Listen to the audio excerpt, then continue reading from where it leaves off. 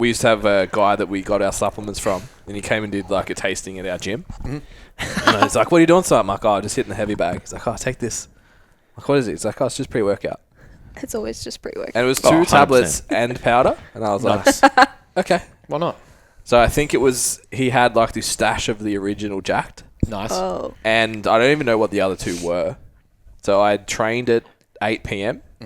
And I text my client at 5:15 for our 5:30 and said, "I haven't been to sleep yet. I can't make it. God. I'm not coming." Yeah, nice. Just laid there like this all night. Oh, no. Yeah. Yeah, that's the worst. Just seeing colours. Yeah. Seeing sounds. Yeah. Fucking earth. Contemplating life. Everyone who works out is just a fucking Abuse skin junkie. themselves. Oh, 100%. You feel start nothing you by start the off end of so small. You start off like, I'll just dabble with this. I'll try it out. What's the lowest entry level pre-workout I can try? It costs $30. Then it's like, how can I mix crack, speed, and meth, and then fucking put some caffeine with it? Yeah. What's the threshold? Well, that one time you got like Jack 3D in its rawest form, and then all you do is think about that one time. Yeah. Yeah. Everything's like chasing now the comparable dragon. to that. Chasing the dragon. Are we recording? Okay. Yeah, sweet. Welcome, guys. Again. Welcome again. We're back. Again. Yeah. We're back. For the people that... I don't even know what On the order other this will channel, come out. we just want to On say the that. other channel, because we're sick. Ooh, we've got 2 We're channels. influencers now. Yeah. Second potty. We're over we here did a on- potty on bodybuilding on the other channel, guys. Yeah. Go check that one out. And Yeah. the YouTube channel as well. Yeah, we did a See the big sick boys throw workout down. too on the other channel. You won't see Brooklyn though. She ran away. No way. Yeah. Not a chance. I don't think you'll see me either, hopefully. I will Tim? hide. It's just Ben and forever. I. It's Ben and I training. Just the bros broing out. Who had the most shirt tuck? Sick. Hey, bro, you need to lift those. It's like those way You need to higher. lift those lift the waist up, The man. highest Those pants. buttons align. 100%. Can you guys start wearing high socks? Sick set, bro. Absolutely. Yeah, oh, Really make me 100%, happy. yeah. Well, Absolutely. next time we'll go up here. Yeah, shin height. Done. Footy socks from like when you're about to run out Yeah. of the oval. Yeah. Yeah. New Balance shoes. Just above the knee, folded down. I'll get the memo on wearing the track pants. yeah. Fuck that. Gotta be grey sweats. So we'll go That looks socks shit. over the track pants. Yeah. Oh, yeah, across. go to that, yeah. Oh. Yeah. And Go tucked in. full Now- modern Could you imagine influencer me life doing with that? Fucking I think hell. I'd punch you. Yeah. I'd punch myself. Yes. Headbutt a brick wall. I wouldn't wear... I reckon I spend 10 hours a year in pants. Yeah. Yeah, like as in long pants, not I clothes. was like, what? Oh, well, these Is guys this are one big of to those differ. No, we actually had to have a conversation because Can we go Jess back to is that? I coming want to up. get more pants off. Can we? Jess is coming up tomorrow. And Notoriously, I was like, I walk... you have to wear have pants 2 tomorrow. brothers. So when we were younger, we used to just walk around the house in our That's underwear. fair. And so I That forgot doesn't today. make sense though because I'm an only child. I forgot, and I was walking around the house in my jocks today. That's fair. And then I was like, oh, sorry, guys. And then Ben's like, get out of your fucking system now because you can't do it tomorrow. I was like, because There will be a lady in the house. No one's upset about but it. you shouldn't. Yeah. There's been times where like my in-laws have come over and I'm just like chilling. I've got like a stringer on and like just my jocks and I'm walking around the house. I'm like, hey, what's up? And then I thought about it and I was like, what if I went to like someone else's house and they would just walk around the jocks? Yeah. I'm like, that's fucking weird. Yeah. And like here I am Immediately put just pants on. just normalizing it. And I'm like, so, okay, I'll stop doing that. We've got to a problem. normalise comfortability here, guys. That's the problem. Look, Yeah. there's at least a layer. There's at least one layer. Well, yeah. At least you're Yeah, not I don't wear totally like naked. budgies. I've got like step They're ones. step ones, They're of step course. ones. So That's they're fair. kind of like Yeah. shorts. That's the Kinda. sponsorship I want. The step ones. Yeah. Yeah. Yeah. Fuck Come on. Manscaped. Give me your step ones. Yeah, 100%. It's the same demographic, but we'll actually use your shit. Yeah. Yeah. Yeah. Who's actually using Manscaped? Yeah, next Yeah, minute I we'll be have, all but it like didn't work out. doing Yeah. out all of our podcasts like this, just like showing just a little bit. Shot a little bit more quad. It's going to find that shot. Well, yeah, I got sucked into the marketing of the lawnmower 2.0. Yeah.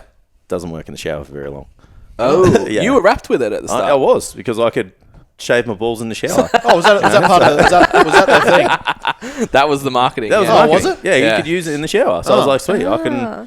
I can trim myself and How keep long did that myself last clean. for? Not long. Oh. I wasn't very happy about it. That's fair. Yeah. Yes. So There you you go. promoted it on the podcast and everything, and they're no good. Ooh. Well, lucky afterwards, we didn't take that sponsorship. should have done a review. Lost Well, it. if I got a sponsorship, I would have been like one of It those. still works I great. would have been one of those people that has a sponsorship. Like, yeah, man, these Still works stuffs great. are great. And then they're like drinking, and they're like, "Blah." You're like Krusty when he's like drinks the. Yeah. spits it out. He's like, oh. 100%. 100%. Yes. I'll just be that guy. So like you go through like my clients like sup list when they use like our Sups HQ sponsorship, and it's just like creatine, protein, pre-workout. Yeah. Yeah. Creatine, protein, pre-workout. Every client. What should I get? Creatine, protein, pre-workout. Don't speak to the guy because he will tell you this is the Yeah. one Yeah. with the biggest Yeah, margin we don't for need the you. month. We don't need you to Yeah. call anyone. Yeah. Just ask for this, whatever brand. I don't care what brand. Just Yeah. These are whatever the The brand, home brand ones. whatever brand actually is owned by the supplement Yeah. company, rebranded as something else, so you don't know The what one it that is. has like 60% That's margin. weird. It's throwing Yeah. me like at the moment. Yeah, what was that brand we used to get? No, it wasn't Diamatize. Something else. Dymatize. Yeah, we used to get ISO 100 Dymatize. Oh, Dymatize was No, great. Diamatize was good. They had another brand, the green label, Yeah. the supplement shop we used to go to, and it was that. It was Yeah, just like they home just brand. branded it as Yeah. another one and had huge markups. Hey, So like, you work in personal yeah. trainers. Personal trainers can have 30% off this. Like, yeah, because Yeah. you're making fucking 80. Yeah, I Yeah. remember that. You Yeah. walk What into a was that? certain Yeah. red and black store and you realize what brands are theirs, and you'll see how many brands are theirs. Like, Yeah. why do you have these at every store? In Does the that perfect sell? Yeah. eyesight. Yeah, Yeah. perfect The shelf. eyesight, mid-range of the Mid-shelf. shelf. Yeah. Oh, that's weird. You can always afford a sale on these, and they're always Yeah. cheaper than other brands. Yeah. Interesting. Yeah, they'll be on the 50% off sale, and the rest Weird of the how that brands will be works. 20% off. Yeah. Marketing yeah. 101. Speaking of, Oh, yeah, true. welcome What a Ben segue. and Brooklyn. What a segue. Love it. Look at his belt, though. I've been looking at you. I needed that line. God, I just tears up, needed boys. it. Blood is coming back. Yeah. Rip it back up. I needed the alley-oop to just slam that's it. Nail That's it home. Tee me up and I'll swing. So Ben and Brooklyn from Corp? Corp. Corp we went now. with. Mataco. Mataco is butchering Yeah. your business. Yeah, that's right. Mata dickheads. What is it? Madam Muppets. Yeah, it was a little dig back. There was a from C. earlier. There was a C in there. Is it UNTS as well? Or? Gotcha's back. Fuck those guys. Two Yeah. podcasts. They're ago, gonna do yeah. fucking nothing. Pay attention to Brooklyn in this episode. She's a fucking sniper. Yeah, true. She comes for us. 2 savage calls today already. One at us, one at Ben. So at least it's even. Yeah, that's Yeah. fair. Yeah. It's not yeah. personal. Yeah, that's right. Yeah. It's across the board. It's just business. Anyone's a target. Yeah. Anyone. What is Corp? What's happening? There's 2 at the moment. We have Matter Athletica, Matter Marketing. Yeah. What's happening? Yeah, so real quick nutshell that you'll find in the other episode if you go look at it, which you should. It's like a nice little like extra plug there. So Yeah. revert back, guys. it. Go look. Go Yeah. watch. On the other channel. Double Yeah, on the other channel. Two Yeah. channels. Yeah, exactly. So basically, Matter Corp is just our incorporated entity of what started as Matter Athletica. It was always the process. We knew it was always going to happen. That we started with coaching and where the service skill aligned and what I was capable of doing, and where that was going to go. But the intent was to never just stay as a sole trader. Obviously, scope of income, range of services, opportunities for other coaches to work with us, expansion of knowledge, expansion of range of services. It just made more sense to ensure that for protection, for registration, for entity and all that sort of jazz, and how we'll provide to the coaches that come on with us and to the services we offer. Having her come on in the marketing realm will just make more sense to have the Matter Corp, like that registered umbrella, and then trade as each like the different domains of it, Yeah, which will almost be, like STC has a couple of. Sounds very similar. yeah, Like it. The STC group. Branch now. yeah. Group. We'll STC go with. group. Yeah, Yeah, we should STC rename group. it. Yeah. Yeah, like it. Group. But yeah, so that is that STC Corp. Yeah, that's us. It's too simple. It's not simple enough. We have to go group. Yeah, that's fair. People That's know fair. what group are. Don't even put the PTY STC LTD. Don't fellas. worry about that. Nah. But yeah, so that's pretty much in a nutshell what it is. So we've still got the Athletica as our coaching, and that'll always be, I think, the bread and butter of where coaching is, where our services are. So when we do things with individual clients, that'll be that. And then we've got the Institute, which is coming.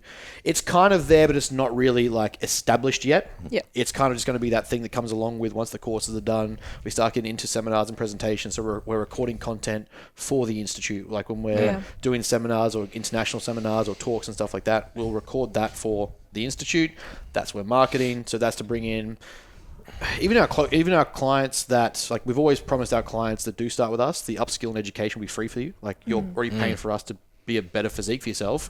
That's already a working reflection for your clients that you're upskilling and putting your own practice. Once we get these content modules and stuff going, you get access to them, you'll get them, because then we get feedback on that anyway. So I know if it's presentable, if you're learning from it, if it's not something, because we know a lot of the physio realm is not quite versed in hypertrophy programming, exercise selection. So having a lot of clients there, I'm like, cool, you guys have a foundational knowledge, but this isn't quite your wheelhouse. If you can pick this up and how I've taught it, great. It means that other people pick it up. Yeah. So, those sort of things then just become an extra step for us so I can reach more people.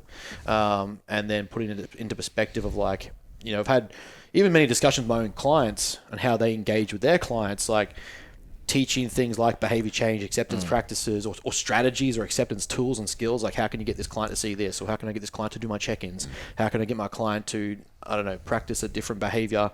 What's the starting tools, or what's a stepping stone? What's the smallest metrics we can use to get the biggest return? So I can teach that sort of stuff. It's like, well, if I can teach that to these guys who work with their clients, that's something unique in my wheelhouse that can be taught. So that'll end up being Matter Institute, and then we'll have Matter Marketing, which again she'll be talking about for about 3 hours. Sweet. We saw the potential there of what we were doing to get a result and get engagement and get strategies and systems and stuff. We're like, well, it's lacking for a lot of new coaches. Yep. Yeah. And even just like I said in the other podcast, it's not going to stay just there. But for even now, like the amount of coaches that start new, and that's awesome. Like, we're starting out, we've all been there as that new coach. We're like, fuck, I want to work with all of these people. And even like you guys, when you run STC, I've been in it when you guys are talking about it. Like, but who do you actually want to work with? Yeah. Who are you talking to? What are you working with? Are you putting out content just for the sake of it? Are you putting out content just for, because you want this elite athlete that doesn't even know you exist yet? Yeah. But who are your clients in your gym? As we were talking about just before, who's your demographic at the facility you're at? Yeah. Well, I don't even know. Okay, great. You can put out that content for, your elite bodybuilder you want to work with eventually. But you haven't even worked with Gregs and Karens yet. Yeah. And they're the ones at your gym. Yeah. So Yeah. I've heard Greg before. It's new. Greg's a new one. Poor Greg. Greg's and Sean. Take that, Greg. Karen, it's It is probably the equivalent. Oh. Greg or a Matt, I find, is like the I like Greg. Yeah. I don't think Matt narrows down the age group enough. Yeah. It Greg is definitely needs better. to be Greg that or older. a Greg or a Bill. Yeah. I think it's like that's a Bill. Yeah, you get that idea of where it's going. Like Yeah. that Yeah, you yeah. say that and you're like, I know a Bill. I know a Greg. Yeah. Baby Bill. Greg. Weird.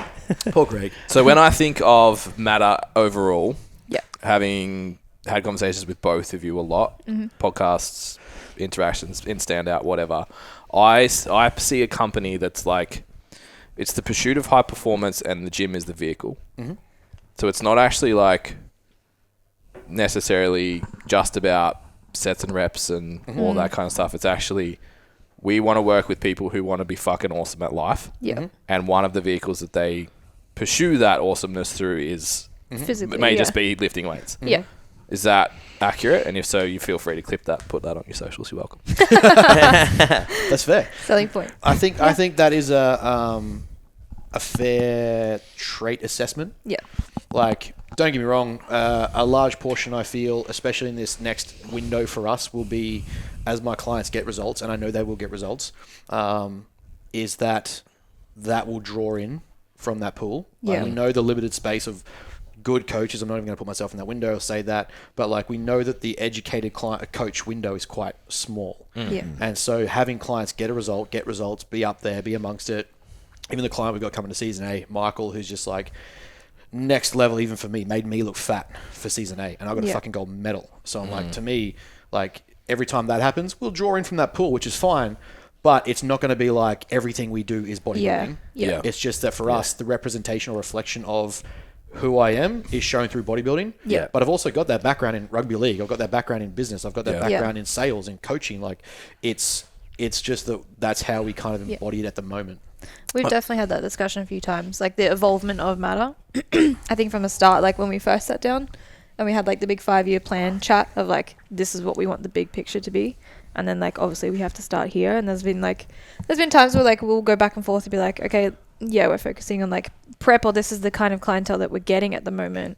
In terms of like, when you're starting as a coach, you just kind of take on your clients, and then whoever's attracted to you at the time, and then you take them on, and then that demographic starts to narrow itself down over time, and then you end up kind of finding a little bit of a niche. And I think for us, we definitely want to make sure like we're not just picking one lane, which is like your bodybuilding and prep and stuff like that. Like, it's part of it, but then the bigger picture is like, okay, where do we take those values that we have, that we've established, and putting them into all of these other areas that these people are exhibiting, and making sure like we're still continuing forward to that bigger picture side of things. I think that's cool because there's like maybe two. There might be more, but I say two of the main categories within that.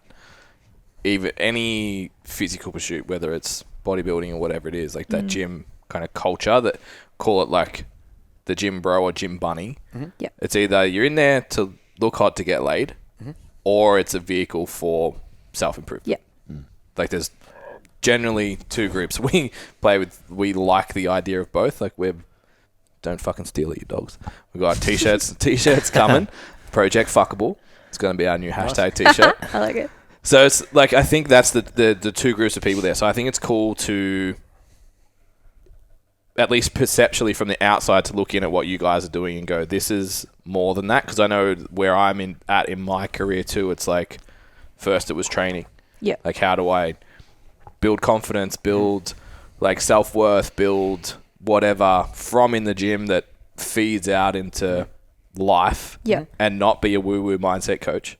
Yeah. And then it's like, cool, now we can do the same thing in business. And then it's like, I'm seeing like your best mate, Ben, like James Smith has now moved into that level. And there's like people that are kind of getting to this, you see people go through a pathway and then get to it's like, actually what I like doing is helping people achieve their best, whatever it is, wherever it is, it doesn't matter. And I look at you guys and it's like, it might not sound like it makes sense in terms of like opening a marketing company. Yeah. It's like, that's just more metrics. It seems like a random side thing. But it's not. It's like, you have this passion to execute a thing. Here's the best way to do it. And like you're saying, it's like, that starts with, who do you want to work with? What are your values? How many personal trainers have actually had that fucking, like you guys did, the 5-year conversation? Yeah. I sit down with people and go, cool, so 6 months from now, if I can wave a magic wand, what do you want? And they're like, yeah. Like, what do you mean? How do you make a decision tomorrow if you don't know what 6 months looks like, let alone 3 years from now? Yeah. Well, that was definitely like a big thing. Like, we sat down, I think, because we knew that we wanted to start it, and we were both working full time. Like, I was in marketing for ATP for like 6 years. He was at Nutrition Warehouse, and that's how we met initially. And then it was kind of like, all right, let's work this out. I'll do marketing, you do the rest of it. And then like we sat down and like we mapped it out 5 years because he was doing uni. And then I think, it got to the point where like he just got the shits and he was like, how about we take 5 years and put that into 12 months? And I was like, cool. We're both still working full time. I don't know how this is going to work, but sure. Then like quit. And then, I was still working full time. I was like, all right, I'll do what I can, like after hours, push that through, get it working. And then, just kind of like. Is it Peterson that has that try and make 3 years of progress in 1 year? Yeah. Musk. Sounds like something. Musk put on the, it's the Parkinson's law. Yeah. And it's basically like the time you allocate to a window to do something is the time it takes to do it. Yeah. And so for me, it got to a point where once I decided that like this job is not where I'm staying, there is no room for progression here. I don't fit the model of who the next state level manager is, or who this I don't kiss ass enough to be like, I can corporate suck dick. Like, no, I can't. I want to implement ideas. I want to be like, I am bored at this level. Like, I've done everything here. Now I need the next progression. You're not going to give it to me, so I'm losing interest. To me, it was like, okay, so I know now that I'm going. And then once that decision was made, I was like, everything after that fucking frustrated me. I was like, okay, that's like, I'm helping someone else make a 7-figure job. I'm putting my time into marketing strategies or ideas. Like, I was doing things with the company Facebook or company this, and it was just like, these things would make sense, but they don't want to implement it, or they don't want to hear it, or they don't want that. And I was like, why am I putting this extra effort in? And you get like, if you're in that company, and if you put the extra miles in, you can get the experience and they'll notice you. But I was like, but I'm doing that for someone else. I want to do that for me. I want to do that for what we want to do and how I want to do it. And so I was just like, once the frustration kicked in that I was still there, and I was like, what is in my wheelhouse now that I can do, that I'm certified in, that I'm knowledgeable on, that I can help with, that can facilitate where I see my degree in psych going anyway, and eventually get to that point where, like the big thing I noticed even going to uni was the amount of kids or the amount of people in there that have no idea where they want to go or why they want to do it or what they want to do. And so for me, I was like... Because it's safe, secure, and a good income. Yeah, it's like, just get that degree. It's smart. And don't get me wrong. Sometimes it is. But like, you're coming out of a 4-year investment into yourself that's going to cost you 100K, 50K, whatever it is your degree costs, because you do have to pay that money back. It's not free, though you think it is. Is there a plan from this that you have? And I was like, to me, I was like, that... Matter is going to be that plan once this is done, but it got to a point where it was like, okay, I can't wait the 4 or 5 years to finish off. So let's what the fuck is in my wheelhouse that I am good at, that I know that we can build off and run with that. And it was like, well, I've learned off all these people. I've done all these things. I was finding the level of coaching that existed where I was like, oh, like I was finding myself like not arguing with people, but at the same time I was getting frustrated. I'm like, but this person's wrong. This person's like that's not how you like. That's dumb. Yeah. And it's fine. It's easy to say it from the outside, but I was like, but if they're getting paid money to be this wrong or like cause these problems, I'm like, I have all these tools to help people. Why the fuck am I not doing it? Yeah. I was like, all right, well, I guess we don't wait 5 years for this degree to finish. Let's do it now. Yeah. We had next to nothing at that point either. Like, not a website, barely had social media, nothing. So it was like really from scratch because we were pacing towards that 5-year mark. So we're like, oh, just cruise, start building up the content, start building up that foundation like slowly. And then it was like, all right, well, I'm pretty sure it was like, and when did you quit? Like October? October 10th. Yeah. So October we had it's to one of build those like things where everything. it's like, you have that calendar marking. You're just like, from this date, things changed. Yeah. October 10th. I quit. So you go to pull the trigger. Where's your first step? What did you just do? What do we do? We kind of sat down and were like, all right, what do we have to cram in to build? Like, because we had, like, we were slowly building the foundation for like Matter Athletica and stuff like that, putting up content, but it was it was all just like educational based. And I was like, all right, well, now that we actually have to have like a conversion point, it was like, all right, we actually need to convert people so that you can actually survive. Dare we say it, make money. Make money Food from is this. important. Like, You have a business that makes put money. a roof over your head. Yeah. And so like, because we had just pretty much like, all right, we'll just keep putting out content and like we're both getting paid, so it's fine, like it's safe. And then it was like, all right, well now we have to switch it up completely and we have to position everything to be a conversion point now. So I was like, all right, well what content do we put out that's actually going to correlate to these people and start getting them interested in like what you do. Like we had no authority, we had no social proof, nothing. Like we had nothing to start on. So a lot of it was like that, and then like again you go through the basics of like starting out your marketing, like go through the pain points, like start talking to these pain points, and like even then it was kind of like just falling on like dead ears and stuff like that as well. And like the website, like getting that up and going, and then we had like all the automation glitches. Like it was just, the clients that we did have were very patient like through that process, but like it's just raw. Like it's so like anyone who thinks that they're going to get it right the first time, you're wrong. Yeah. Like, Especially in the online space. yeah. Like, And it's so it's everything. It's so unforgiving online. Yeah. Like in the gym, it's like, oh, there's 4,000 other people I can call. Yeah, exactly right. You're like, oh, it's fine. Like, I'll just move to the next person. I fucked that up. Like, it's very much like you have to have that right sort of like funnel process of like, all right, getting someone in and then like getting the automation. So like that process is seamless, and then getting the spreadsheets across to them and like making sure like you're following up on the time, and that interaction with the website, the interaction with all of the staff is seamless and like in a timely manner. And it was kind of like, well, fuck, like what do we actually need to prioritize here? Because a lot of it was just like, a lot of it was the back end of like making sure that the actual interface of the business was smooth. Yeah. And it's then you not fun. Like, you plug that into an industry that's influence dominated. Yep. And it's like, well, you're not doing this, or like this person's doing this and it's fancy and it's got a glitter all over it, and you're like, well, like we're just starting out at the basics here. And it is like the basics, like, and it's, you don't really know until you start learning and you actually have that context and that experience to be like, all right, like that didn't work, let's switch it to this. Like so much trial and error at the start, and then you kind of like, you're like, cool, got the foundation, now we just keep that and we keep optimizing it. Like for us it was like the website and social media, that's where we started, and then it was like blogs and content, email marketing, YouTube. Like there was things that we were like, all right, what do we want, but what can we actually be consistent with enough at the start? Because you can jump on all the trends. Question to answer, like, right? You want to be everywhere. You want to be everywhere, but like you can't be consistent with everything. And you're probably better at certain things at the start. Yeah. And we always say like lean into like, you want written content, you want audible content, you want video content. Yeah. But it's like if you're content is king. If you're not good in the camera, like practice. But if you're really good at writing, lean the fuck into that. It. Yeah, exactly right. Just at the start. That's what I say to all people. I'm like, what are you actually passionate about? Like, what can you actually do consistently that you can put passion into, and that comes through in your personality? Because if you're stiff as a board and you're doing the content because you think that you need to, it's going to fall. Like, you're not going to get anything from it. You're boring. Like, it's not really what you want to do, and that's coming through in your attitude. Like, even just doing it in a way that you enjoy. I was going to say that. We kind of just got to a point where we're just like, this is not us. Yeah. Like, it's not fun. You don't fit the template. Like, it's not fun. I'm not charismatic. Like, I'm not funny, and I'm just good at my fucking job. So I'm like, let's just talk about the do thing. what you're good at. I think you're funny, King. Thanks, mate.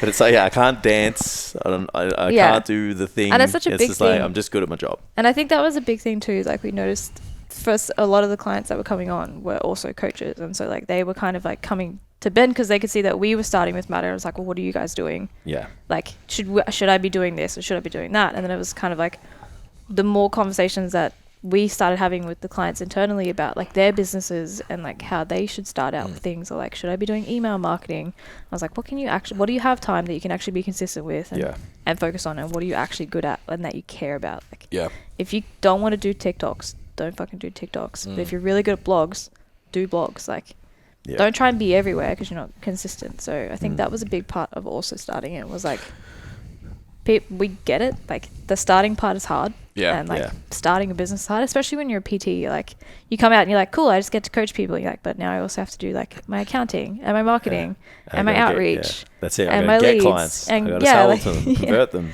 exactly. onboard them. So your like 8-hour day becomes like an 18-hour day by the time you do everything. So I think working with the clients and that side of things has been really good. So you guys are 18 months in? Yes, about 18 months. So what would you say? What's up, guys? You're listening to the STCfit Learning Podcast, brought to you by ourselves. Feel free to go check out our website, so stcfitlearning.com. On there, we have a bunch of free resources, including how to niche your business, how to actually sell during consults, and a free programming template, plus our business scorecard, which you can go and take and see how you stack up in the industry based on what we think is elite and how to become the best trainer in your gym, in your town, and in the industry. Thanks for listening. Don't forget to like, share, and subscribe. If you take a screenshot and tag us, we really, really appreciate it. It really helps get this message out to help improve our industry and keep people in their personal training careers. Enjoy the app. So you've done face-to-face PT in the past? Yeah. So I'm like... You've only stripes. Yeah, like 8 years in the game, in and amongst nutrition. It's not just and fitness. an online coach who hasn't been a face-to-face PT. But I've got those soft skills. Yeah, I can hear about your day. cut his teeth. Training Karen and Greg. Yeah, I've done the Karen and Gregs. So what do you think stands out as, like, obviously you guys have already said, like, identifying who you want to work with. What else stands out as like that first 6 to 12 months? What do you need to get right to actually get this thing up and on its feet? See, I don't even think it's what you have to get right per se. It's like, because it's very, very easy to over-polarize and sexualize programming and coaching, your model, whatever it is, right? Like you can make anything fucking sexy. However, we all know, anyone worth a grain of sand, the bare principles, the first principles, the basics are what fucking work. How you apply it are great. Like you're adding some crumbs on top of the cookie and making it a little bit sweeter. Yeah. But realistically, the basis of it is simple. For me, the thing that I have found consistently as feedback across all clients, whether they were completely successful, 75% result, changed their mind halfway through, was my passion to them succeeding. Yep. And us figuring it out, it left me room to fuck up and still figure it out. Like, as long as I came through authentically passionate about them wanting to win, and it wasn't bullshit, it wasn't a sales gimmick. Like, don't get me wrong, I understand if sales isn't your thing. Like for me, having 7 years history of sales makes it easy. It was a piece of piss to me. But again, selling someone to me wasn't through a sales tactic as much as it was. I just build rapport with them. I make sure we make sure they come through warm. We make sure that they're not like unaware of matter at some level, and then at a certain point, I'm just able to. Exactly, but that passion about solving the problem, and like whether that passion be like that problem be I want to get to stage and I don't know how to do it, or I want to be dick skin lean but I've never done it before, or this time I want to be leaner than I've ever been, or it's just someone who's like I want to get into training for the first time, I want to get to a 5-day week program, I want to get to whatever it is. As long as I've been passionate about conveying that, and like we could fucking do that. Like I find myself getting more excited and enthusiastic, especially if I've had some modafinil and I'm fucking ready to go. And we're on a consult call. Like we had it booked in as like, oh, have your free 15-minute consult call. It was never 15 minutes, so we changed it to an hour. Because it was like, I don't have 500 clients coming through. I know there's like your funnels marketing pushes that are like, just have cold leads, just get all the money, the numbers in, fuck it, just have your 3% sales volume rate. matters, That's great, but for me, I'm having people come to me genuinely passionate about wanting to improve, so I've got to be just as passionate. And so I was meeting their energy and raising it. And like, if I'm more excited for your goal than you are, like, fuck, you don't want to sign up for that. Yeah. And that's not being arrogant. It's just that if all of us as coaches, we know the basics are very similar. I have my unique way that I do things, you do. But like realistically, the basics are pretty consistent. We all know realistically what they are.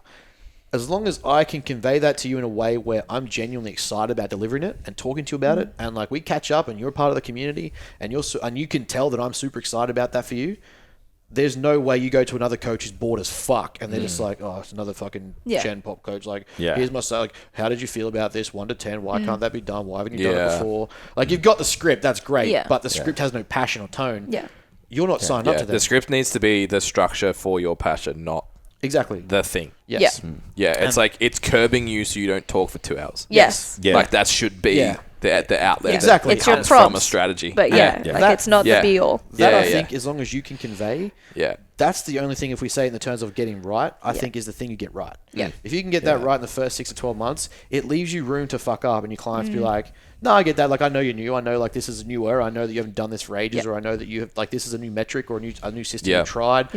It didn't work out. Great. But I know that you're going to come back and assess this more than me. Your intention is there. You're not going to find me not work my fucking ass off Saturday, Sunday, Friday, Thursday. Like, there's not a time where I'm like, oh, it's the weekend, don't message me. You fucking tell me Saturday, like, hey, I noticed this, but like, we increased my carbs for the weekend, but I found I blow out too much because I get too carried away. Sweet. I'm pulling that back in for Sunday. Like, we're changing that night because I'm like, I don't want you to do that again. That's a day wasted if I don't correct that. So I'm making that change. Like, to me, fun is seeing people succeed. So I'm at like a Saturday night. I'm doing my study. I'm doing like glossary reviews. I'm doing data point reviews for uni. But if there's a client program due, if there's something excited due, there's something like, I'm working that because that's fun to me. I get excited about it, and I'm like, I'll be tired or like, I'll be coming down to the end of my day or whatever. But at the same time, I'm like, oh, I just thought about this new program or this like case study in my head that I'll map out a program for. Or like, who does that fit? What template can I fit that for? Or this might apply to this client. And I'm like, sweet, I'm doing that. Like, I'm going to do that. And to me, I think that is not a deciding factor, but it's definitely elevated in a much shorter time frame. Where we are, because it's like that. Especially if you're in that build phase. Exactly right. Like, you gotta we talk about it all the time. Like, you gotta fucking, it's head down, ass up. Don't promise a result. Promise your effort. And I think if you can do that is fucking undeniable. To use the word authentic earlier, which I think has been bastardized now. It's turned into this weird fucking.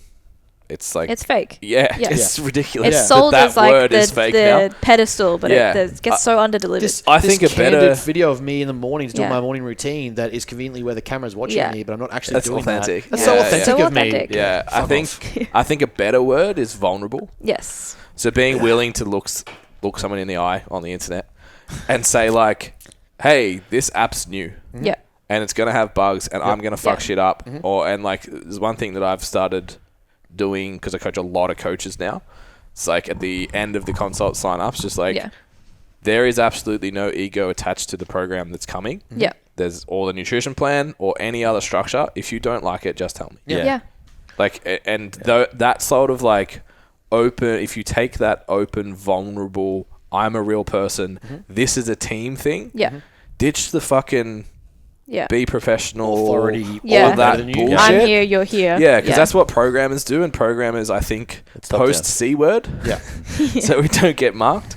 I think programmers are done. You have to be a coach. And if you can't offer more than a program, like 100%. shout out to ourselves. Our own app is coming out in the next 2 to 3 months. $15 a week. It's program. For every program you could need to get a result by yourself. We're still going to have full books for coaching. Why? Because we coach. So if you're trying to sell $50, $60, $70, $80, $90 because you think you're the best programmer, it's like, nah, bro. The market's changed and you've not changed. But and you're too egotistical to want to change. And ChatGTP, whatever the fuck it is, GPT. number 4 is coming out, and that's going to write better programs than you anyway. Exactly.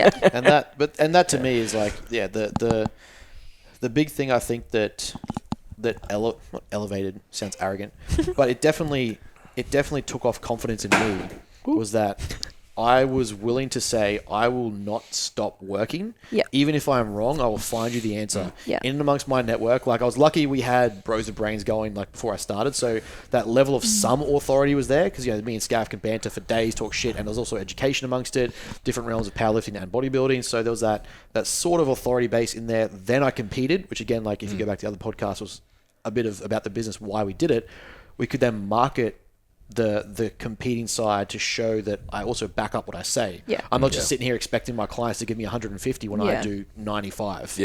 Like, I will show you firsthand as a leader. I'll lead from the front. Yeah. I will drag you with me and I'll fucking elevate you. Like, if you sign up to my team, you're not playing B grade. Yeah. You're coming with me and I'll help you fucking win. But I'm also the one in the front doing it, and I will back up what I say. Yeah. And I think all of that, in the sense of like authenticity, is in the real sense. In the real sense, where people got interested, and then it just became a matter of getting the result and being able to share it. Yeah. Because I knew I could get the result. I've got people lean before. I've got people strong before. I've got all of that. I've been lean before. I've done comps before. I've done all those things, and I've now got the certs to back it up and the education.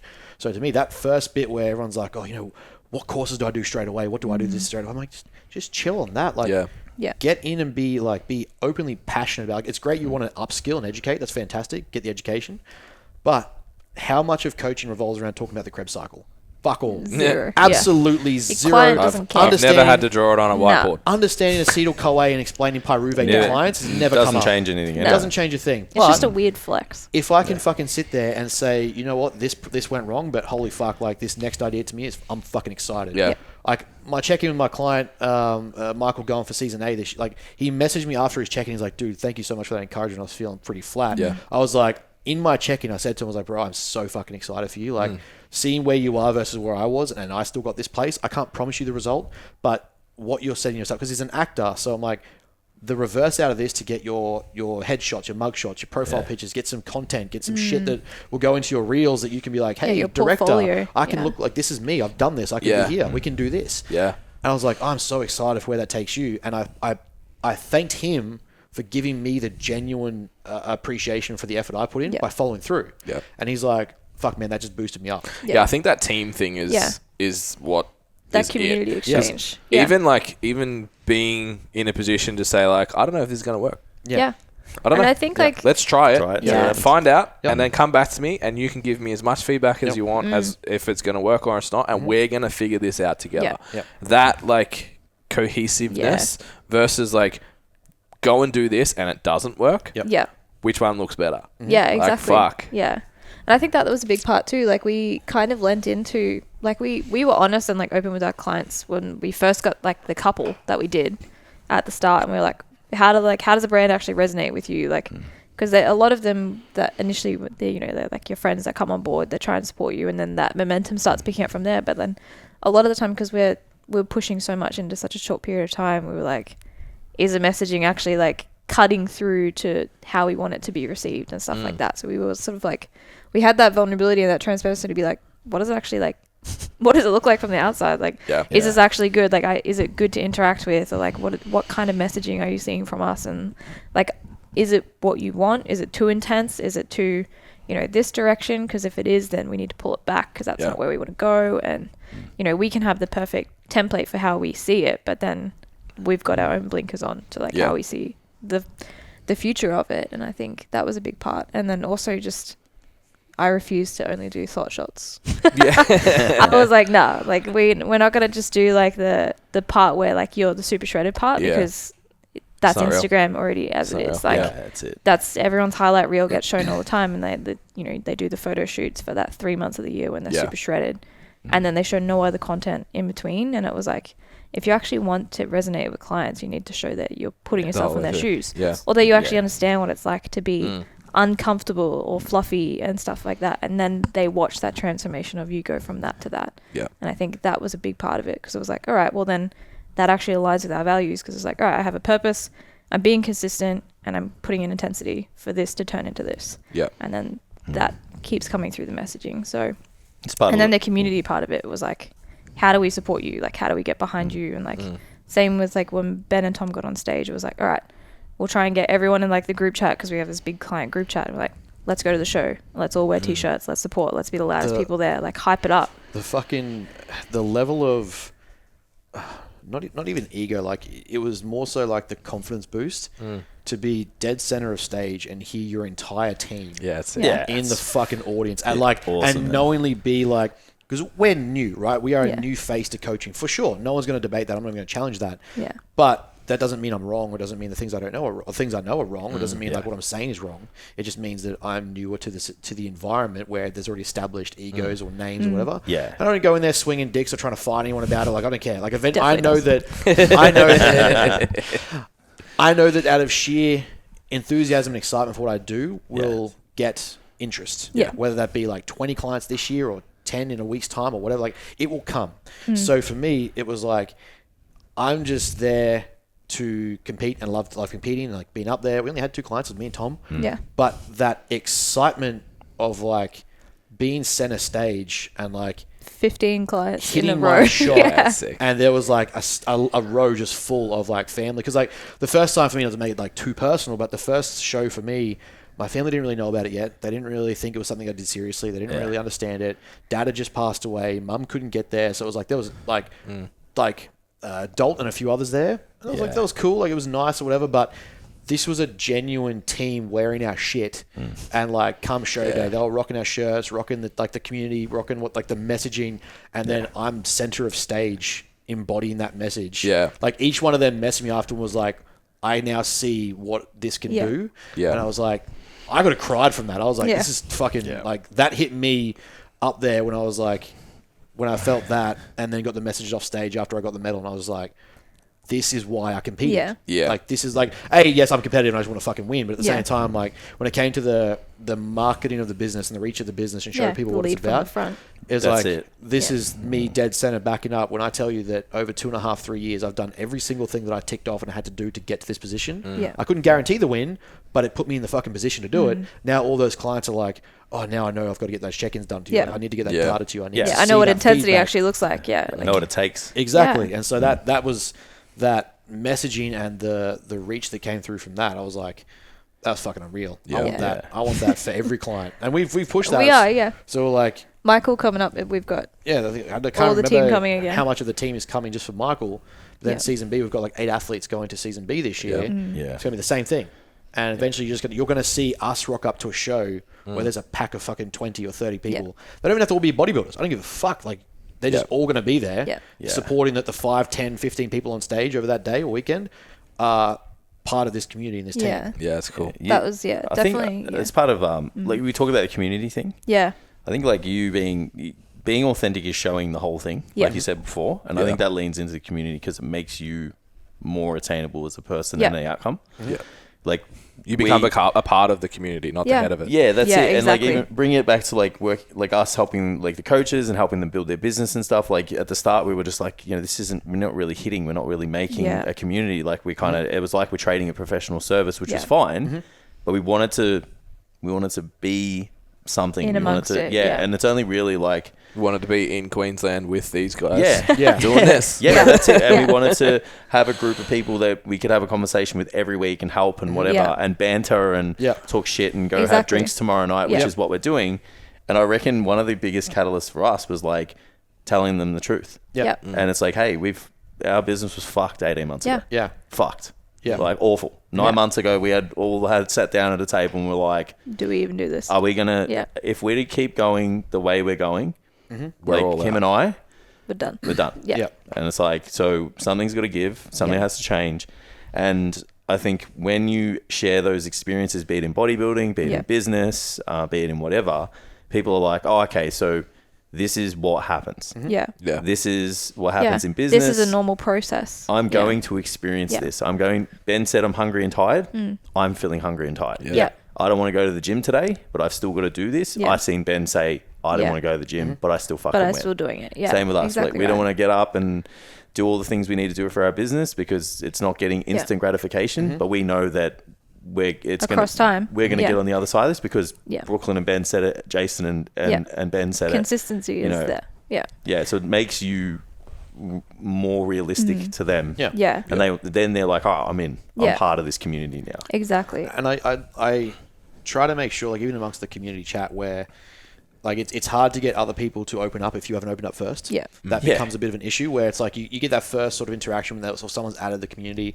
And so every time there's a new member or a new client added in whether it's a WhatsApp or onto the new app now, we'll always do like a welcome message. Just what they're chasing, why they're part of the team, what they're trying to do with us.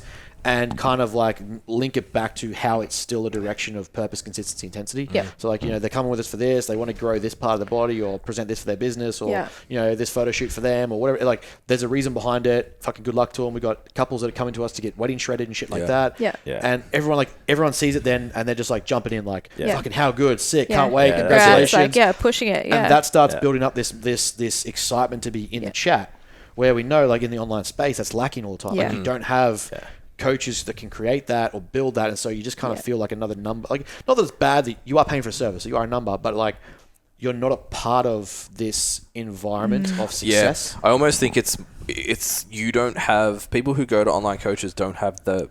It's isolating. And they don't have the group around them. Yes. Yeah. Like we said, like all of our friends that we have the conversations, like deeper life conversations are fucking all over the place. Yeah.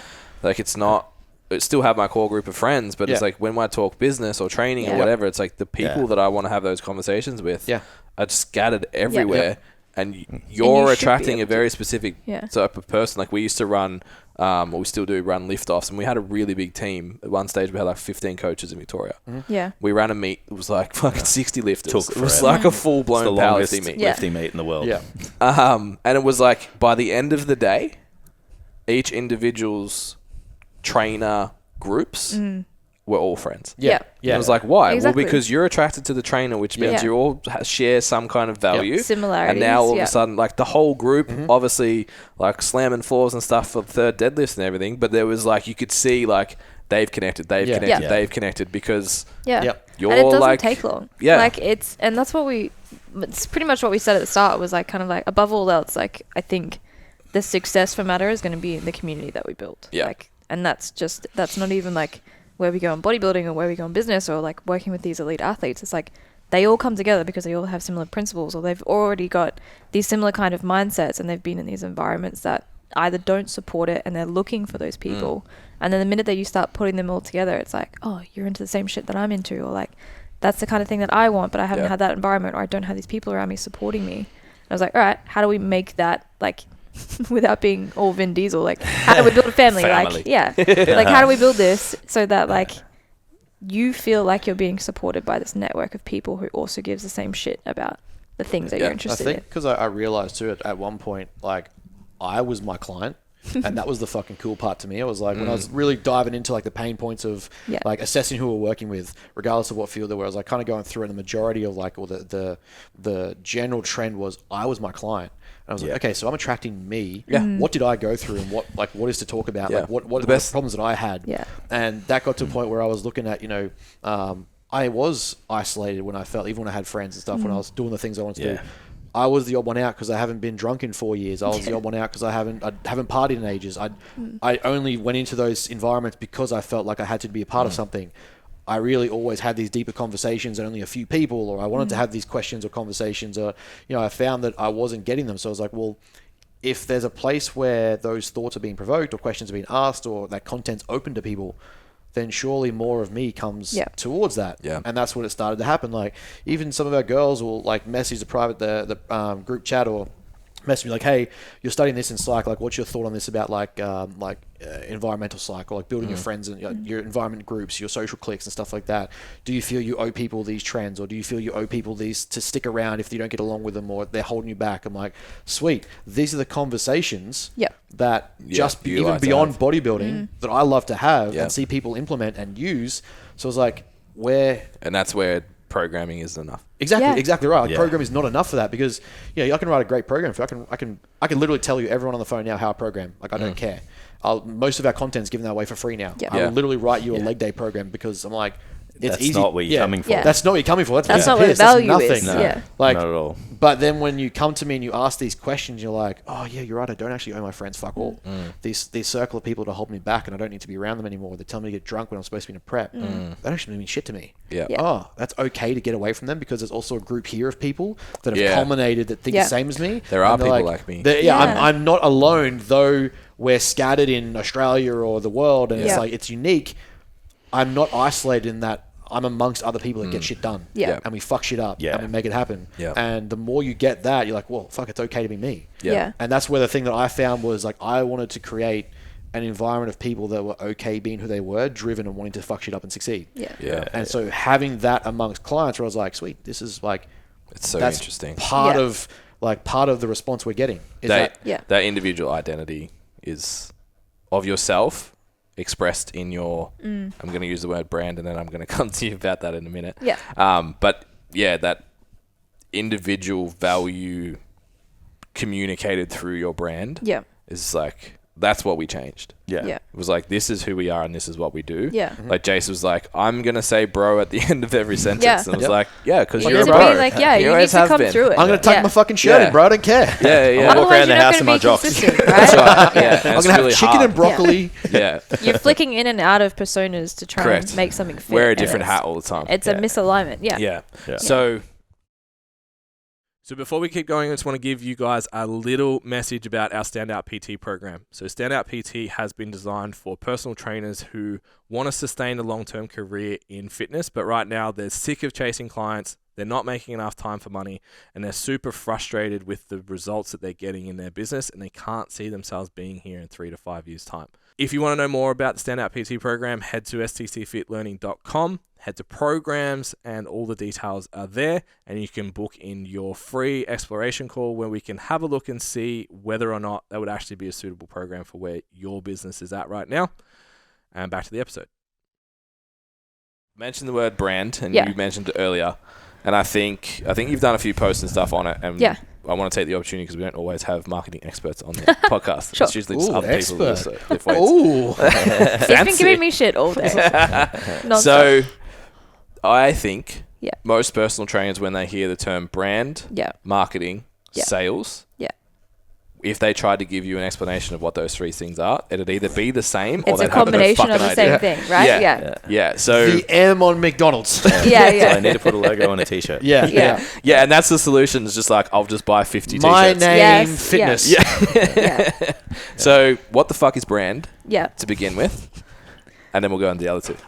This is actually an interesting one because I had, when you're in marketing and I guess, marketing, branding in general, like it's easy to tell the difference, but when you're starting a company, that correlation seems to be the same, right? Like it seems to be like my branding is also my marketing, but they're actually two separate things, but they can't exist without each other. So branding is everything that goes behind the business. So like it's your tone of voice, it's the way that you write, it's, the type of content that you're putting out in that kind of genre. It's working through all those niche points where it's like, okay, like how do I actually identify? Like your brand is the way that you show up consistently, and your colors, it's the same. It's the way that you show up consistently in the tone of voice and everything that goes behind that. Your marketing aspect is how you take that and you advertise it essentially. So like, so it's like, how do I consistently take my brand and I market what I'm doing with that brand to other people? Like that's your marketing. So like, it's a very, I put a post up the other day saying like, your brand is not your logo. So your brand is everything that goes behind the logo. Fuck, so why like, would we spend all that money? You could have just wrote STCfit in Texter.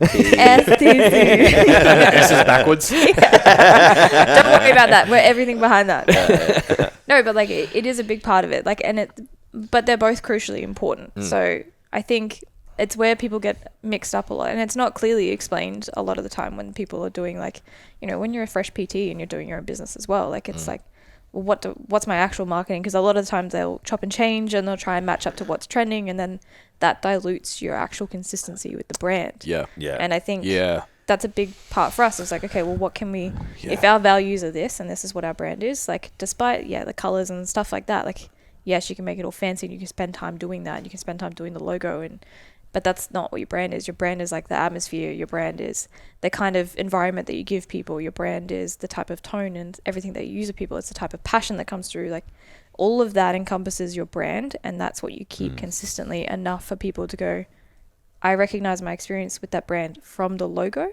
Like that logo is like that anchor point. And so your marketing aspect is everything that goes into advertising your brand. So it's, for us, it'll be doing the seminars and stuff like that. That's marketing what we specialize in to a large audience. So if we're going to be doing hypertrophy seminars, or if we're doing, anything to do with mindset or psychology, like that's encasing everything that we do and selling it to somebody as a resolution for what they're looking for. So I think it's hard to differentiate if you're new to it. Yeah. But once you've got it, you've got it. Like it's Is a it- big part of it. Is it accurate to say that your brand is who and your marketing is what? Is what? Yes. Yeah. Yeah. Very much so. Like who you are, what you do is both separate and the same at the same time. Yeah. It's very confusing. But I think, that's a good way to put it, is like, who are you as a company? Yeah. And then what are you doing as a company to we help just these went people? through, or we haven't even gone through yet. We have a new logo. That's it. We're Yeah. in the We're process. so into this process right now. It's so dumb. We've got this Nailed it. nailed out. We got We're, new colours. Yeah. Yeah. In the process. Yeah, in the white process and orange and black. Yeah. of a rebrand. And one of the things that we had to do was like define our business archetype. Yeah. Yeah. And it was something that we'd never really thought about. Yeah. And like, if you guys haven't looked at them, it's worth going to have a look at and see which one you think you are. Because there was actually a discrepancy in what we kind of do in the back end of one part of the business was like a creative. We thought we were kind of like leading edge in a few things. So we were sort of half a creator at times. But then most of the time we were like hero archetype. Yeah. Yeah. So there was like this mismatch of communication throughout everything. And like as soon as I read it and as soon as I got that Made feedback, sense. I was like, fuck. Yeah. That makes 100% sense, because it's like there's this discrepancy between, because when we're on the podcast, we're just us, Yeah. Yeah. which is like all that hero archetype, because Yeah. that's what we're about. But then you were trying to be. Then you go to the website, it's Yeah. creator. Yeah. It's like, well, the person that's Yeah. it's not direct The person enough. that's exactly I'm that's attracted to engaging this, with you and I here, go here. and you're like, well, that doesn't really align with like messaging what I is thought it mixed. was. Yeah. Yeah, exactly right. And that's definitely like a big part of it. I think is like, how can we keep? A lot of it comes down to just our values. So like like first center stage, we were just like, all right, what are our values? Because we're going to build everything around that. Like our brand is built around purpose, intensity, consistency. Everything is encompassed in that. So we were like, all right, what does that look like? What does that sound like? What does that feel like? What is that environment for other people? How does that engage with other people? You know, how do we show up to these people? Like if we were to meet people in a room, like what's our persona? Like what do we talk like? And what kind of conversations do we have? Yeah, boy. How high do we pull our pants up? How much do we tuck our shirt in? Yeah. But yeah, like that's a big part of it. And then I think like the marketing part of it was even harder, because I think we were worried about how we were coming across, instead of just accepting that we were going to be intense. And we were, you know, we were kind of like, are we pushing people away because we're too intense? Or like, but it was kind of like, well, fuck it. Like that's what we are. Like that's what we want to do. Like our big picture is this. Like we are intense people. Like we want to work with intense people. We want to work with people who are consistently, you know, pursuing things, and they have a purpose that they're drawn to. And it's like, okay, well, yeah, we're not going to fit the mold for a lot of people. And at first that's really daunting, because you're like, well, are we pushing? Ben loves to trigger people. Yeah. The Stresses pastime. me out sometimes. I'm like, can we just not get the brand cancelled? That'd be great. But a lot of it, like we were really worried at first, because I was like, well, where are these people? Like similar to what you're saying, like you're the hero archetype and you're trying to make this creative space, and it's like there's that mismatch. And so for us it was similar, because it was like, all right, we both aligned on like who the people that we were interested in, where we wanted to go, and what that looked like. And it was like, okay, well, the people around us at the time, we were already experiencing that we were the oddballs in our environment. So for us it was like, okay, well, if we communicate that, we're only going to get the oddballs, which are like the outliers anyway. So it's like, are we missing this big pie? And we became a little bit insecure about that, because I was like, well, we're not taking on the gen pop as much, or like But we're it's only the getting opposite, like right? these little like snippets of what we could possibly get. And it's like, well, everyone's trying to take from the same pie. So you know, if what we do is we specialize in that 1% group, then that's what we do, and we just keep sticking with it. And that was part of the consistency aspect. I was like, all right, we just keep showing up the way that we are, which brings through that authenticity of the brand. And it was like, this is just what we execute, and we stick with it, and we just trust the process, and eventually that consistency is going to turn up. So I think there's a bit of like self-discovery in that too. Like actually understanding who you are, what you like, what you do. Because like, you good? It's a very funny thing. It's got nothing to do. We'll come back. It'll come back. is it tucked in shirts? No, my wife has my car. Yeah. And she called me, and I was like, all right, this is a problem. I'm like, are you okay? She goes, what flavor petrol? She's gonna fucking kill me for saying that. or flavour. Oh, Yes. dear. I'm like 98. Do you guys, The highest number. Do you guys use full strength cola or do you use the diet? I hope she never listens to bless this. you, Stella. So I Bless you. couldn't help but smile. It wasn't like you got to say. I was like, there's but something funny here and I want to know what the fuck I it had is. to fucking say it. What flavour petrol?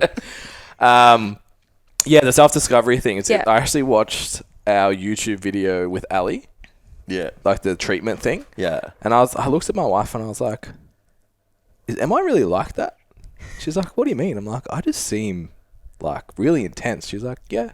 Yeah. I'm like, really? She's like, yeah, when you're in work mode, that's, I'm like, I thought I was like if I'm at home with my wife, I'm a fucking idiot. Yeah.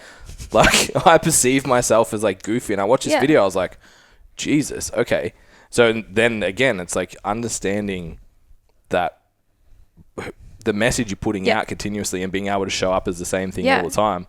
It's like I didn't even realize that's what I was like in a work environment. Exactly. Yeah. So it's really And that's what you're passionate about, right? Yeah. So like that's where that passion comes through. So it's like, okay, well, I know that I just instantly turn up that way, and if that's what I can be consistent with, then that's my brand. Like that's who I am. That's what I'm doing. That's what I'm passionate about. That's what I'm sticking with. Like, and I think a lot of it starts out that way. Like you kind of like you're insecure about how you're being perceived, or like, am I smart enough? Like that imposter syndrome comes through. It's like, or am I going to be received yeah, well? like, am I going to be received well? People are going to think I'm a dickhead. Like, is that like, there's all that kind of like. Yeah, I think it's accepting that still you do. are though. Yeah. Yeah, but if no one does, no one likes you that's either. it. Yeah, exactly. You gotta have a tribe. You got to have a contrast. Yeah. You gotta appeal to a group of people, and that's going to be opposing to some people. Yeah. Because if you attract everyone, or you try to attract everyone, you won't attract anyone. It almost should be a metric. It's like, how many people don't like you? Yeah. Because if it's none, it's no one working loves then. you. Yeah, exactly. Like we were saying before on the car trip to the gym, the jumper we want to release for winter. Yeah.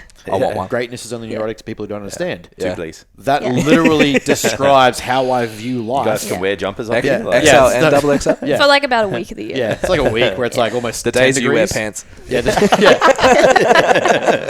and that to me was like we had like 38, like for me on an engagement post, 38 likes is fucking huge. Oh, sorry, 38 yeses on an engagement piece. I was like, on my level of followers, I'm like, that's fucking huge. And I had 2 no's. I asked both of them. I was like, I see you like said no, or like they reacted and like stirred the pot a bit. I'm like, okay, so I've got people thinking like exactly what it's supposed to do. That is precisely what that sentence structure is about. If you take each word out of that sentence, you can literally break that apart based on the way the current crop of like acceptance coaches and like your Gen Pop mindset coaches are, and that this is neurotic and everything. This is like you don't have to do this, and I'm advocating mediocrity and blah blah. Great. I literally structured that in a way where it's like written as a quote. It's my quote. I said it. But, like, it's written in a way where I want people to read that and go, nah, this guy's a fucking dickhead. Or, like, what is that? Why do I think that guy's a dickhead? Yeah. And that's the big thing where It's I try a reflection of yourself. It makes you uncomfortable. I try and position those situations where it reflects us, but there's also people that didn't like it. So I'm like, okay, so why didn't you like it? And I went to them and asked them. And I was like, okay, so what was the main reason? And I was like, oh, it's a bit cocky, a bit arrogant, or, it seems like I come across a bit egotistical. I'm like, but to who? And I'm like, nothing about this statement says the person wearing it is great. I'm not saying It's that a every quote. single person that buys this is that's greatness. And I'm like, what about it? And like, then they got to thinking, and I was like, okay, good. So it's embraced by most of the followers, like a percentage of our followers that is following the brand. Great. That's great. It's on point. Then the ones who didn't like it said it matches the brand, but perhaps they wouldn't wear it or they think it's a bit egotistical. I was like, great. You're now thinking about it and you also don't like it, but you say it's on brand. Fantastic. This next t-shirt, we're progressively getting more crass in our t-shirts. Yeah. So we've gone with don't eat like an asshole. Nice. Now we've got be less shit. Yeah. And then the next one's going to be #fuckable. Nice. And it's like we've sort of like, oh fuck, we can't. Like we got a pretty, like it's probably 70-30 female. We've got a lot of female client base. You'll be surprised. And we're like, oh, we can't go there. And then we like started just joking about it, and all the girls laughed. And I was like, oh no, everyone that comes and hangs out with us is fucking in on that anyway. And even if they don't wear it, they'll go, that's the boys. We found that same thing, like with the content that we were posting. People were like, oh, like this is actually like stuff that I've thought about, but I've never really had like the balls to post to discuss. And like Ben's like, fuck, I'll trigger anybody I want to. Like I don't give a shit. Yeah. But like Internet a lot argument? of it was like, It's not a debate if I'm right from the start. on the toilet, just like. But yeah, Did you see that one? sends me things from the toilet all the time. Get my 6 shooters out. Screenshots of arguments. But yeah, no, a lot of it was very similar premise. Was like, oh, like maybe that's too much, or like we became quite like cautious of like how are we coming across, because like this is like this is our foundation that we're establishing. But then at the same time, it was like, well, who gives a shit? Like, it's building your that's who identity we are. as well. Yeah, like that's who we are. That's what we do. So like, if we try and water that down, then we're living in an incongruence just to try and cater for a small percentage of people who want that. Yeah, and you just become the same. Yeah, you became the same as everybody else. Yeah, which is like, we talk about differentiation, blah blah blah. Yeah. It's like everyone wants to be a little bit different, especially as a business. Yeah, and it's like for us and you guys, it's like just leaning into what you stand for, what you like to talk about, and just like, I don't know, what you want to be remembered for as well. Yeah, exactly. Yeah, it's like we're the business coaches that still coach people. Yeah. So how many of them are out there? Which I just sidebar on that. If you are a successful business owner, why would you give up $100,000 to $200,000 a year business to then do the other business if you're actually really good at making the thing that you're doing really efficient? It just makes no fucking sense. You'd have both, right? Yeah. Or it's like, I'm so rich, I'll just have 10 that I charge a fuckload of money. Anyway. Yeah. We diluted ourselves, I think, during the C word time. Yeah. Because everyone was like scared of getting cancelled. Yeah, exactly. There was pressure on everything. You couldn't say anything. Yeah. And I think obviously the pendulum socially is swinging out of that now, and we're seeing more and more people like be willing, like to Andrew Tate's the best example of that. Yeah. It's like you can come out and say whatever the fuck you want, and what do you go to? 50 million followers in a month or some shit. Yeah. So it's like that pendulum socially started to swing, so it gives you a little bit of freedom to just be yourself, and you don't have to be. I think what's important, because when we do the workshops and stuff about this stuff, and we like teach people, we have a post formula. Yeah. Of a strategy of putting together content that everyone can kind of use. So it's like, this is your heading, this is your next bit, this is that kind of stuff. You've seen it in Standout. And people, we'll do an example, and people think like, that's the template. I have to say, your workout's fucking shit. Yeah. Because that's how Ben and Jason talk. Yeah, like, yeah. No, you don't have to. What was the other day? They're like, can you use other language bar like sucks? And I'm like, of course you use can. Whatever you like. Yeah. I'm going to say, I'm going to tell you it's shit. Your lateral raises are shit. Yeah. And this is why. But I can, because it's my brand. If who you want to train is upset by that, don't say it. Don't do it, yeah. If that's not your audience. I don't want to train the person who is. Yeah. So I do. So I think that's a really important thing, is like identifying. There's a little bit of self-discovery, I think, inside that. Huge. Yeah. And that's definitely like a huge portion of like the last 18 months, maybe like, I think maybe the first 6 months when we were really trying to push the start of it, because it was like, all right, we've got to put this in like fast forward mode now, because we're trying to cram 5 years in 12 months. And it was like, what's working, what's not working. And like, we weren't giving things enough time to be consistent enough to take that data in and be like, fuck, like we're just shooting shit out at the moment and seeing what sticks. And then a lot of it was like, okay, well, what can we actually be like consistent with? And I think that's the biggest part of it. That was the next thing I was going to go towards with marketing. It's something that I feel like I'm figuring out at the moment, working with so many different coaches. And you alluded to it earlier. It's like, lean into your strengths and do the thing that you're good at. Yeah. But the lack of instant gratification that exists building in particular an online business is fucking, it's slow. Yeah, and marketing's a bit of a slow burn. It's so slow. Yeah. Organic at marketing, the same time. slow. Yeah. And then you can't do paid marketing until you've got organic marketing. Yeah. Like, that's the biggest part of it. Yeah. So what we see is like, I'm going to go, and we did it half-heartedly, like, oh, let's do TikTok. And like, we didn't give a fuck about it. It was just like, we should be over here. So it wasn't good. It wasn't consistent. You're posting the same content from here to here, and you're just trying to be everywhere. It didn't work. And then it was like, okay, now it's more like, what are the things that are we really good at? So looking towards this year, like our plan is like lead magnet marketing. Yeah. Why? Because we create, fight me, some of the best resources available for personal trainers to make their business better. Yeah, they can get good results and shit's free. Yeah, like if you go and do execute our consults that close free resource that's live on our website, you will improve your sales 100%. And you can, if that is all you did, you could build a 6-figure business inside 10 weeks like that. And it's free. And we know that we're really, really good at it. Yeah. But we can't dance on TikTok. Exactly. So it's Yeah. like, Why the fuck do it? yeah, There's no but point. The Yeah. thing is, though, so a trainer will go, all right, I'm going to make a lead magnet and it's going to be like a glute builder program. And then I'm going to post it twice. And the first time I got 2 inquiries. And then the second time I got none. And then that's it. That's shit. Yeah. And it's like, oh, well, that You're didn't writing it work. off, yeah. It's like, nah. For a month. Yeah. Be That's your consistent. thing. Yeah. Talk about glutes. Literally relate back give to it it. Send everything. people to Yeah. it. Go to it. Promote it. Bang, bang, bang. And then it's all of a sudden like over a month. It's like this person is a fucking expert at building glutes. Yeah, exactly. Well, it's no different to like, I guess, you know, the people that come up on your reels and stuff all the time, like Hormozy and stuff like that. Like, he's just making snippets of random shit that he talks about. That he's like, all right, I'm just going to throw this on here. He went from nothing to being a somebody.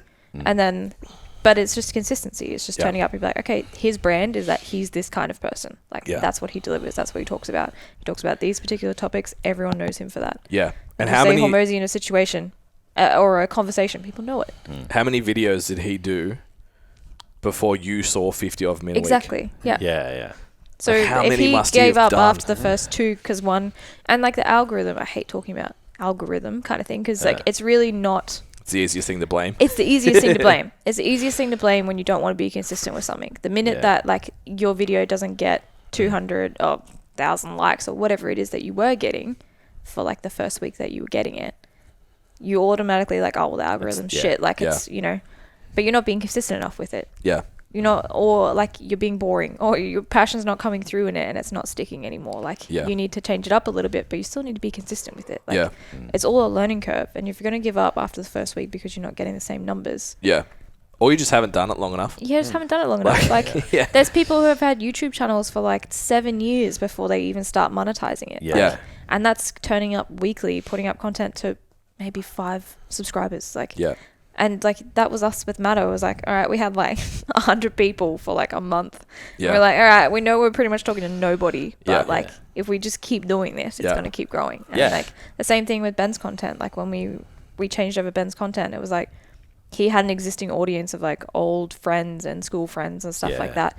And when we started posting like actual content on like his personal stuff, it was like, how do we change it? His followers dropped. Like people were like, what the fuck is this? And like dropped away. But then they came back up because it was like the people that Just are clean actually out. interested in that content found it and followed. Yeah, they're not just liking it because it's So Ben's there's mate that- has posted it. Exactly. So like you can't just drop away the minute that drop happens. Usually it's just like you're correcting the audience that you actually want.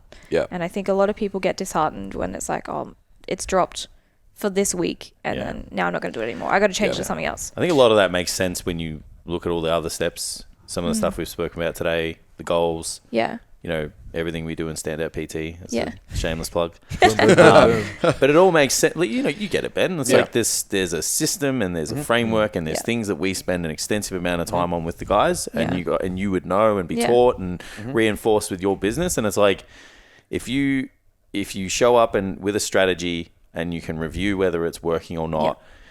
Even when it's not, you understand you still got to show up. No different to training. It's like if you're not, if your glutes aren't growing or your chest isn't getting any bigger, Do you stop training chest? you're not going to not go to the gym. Yeah, exactly. You're not going to not have a program. You You're go- going to change the program, but you still go to train. So this 16-week The block, I foundation saw is that there. Keep doing it. this show set up. markers didn't reach the volume that I wanted or it didn't stimulate enough growth. Okay, so instead of 12 sets a week, can I go to 14? Can I go to 16? Let's try that, and maybe we adjust order selection or fucking the exercise. Yeah, is it a matter of time, or is it you stop and then it never happens? Yeah, and all these people, all these coaches, like training is not a problem. They'll show up all the time, Yeah. and there's so many parallels.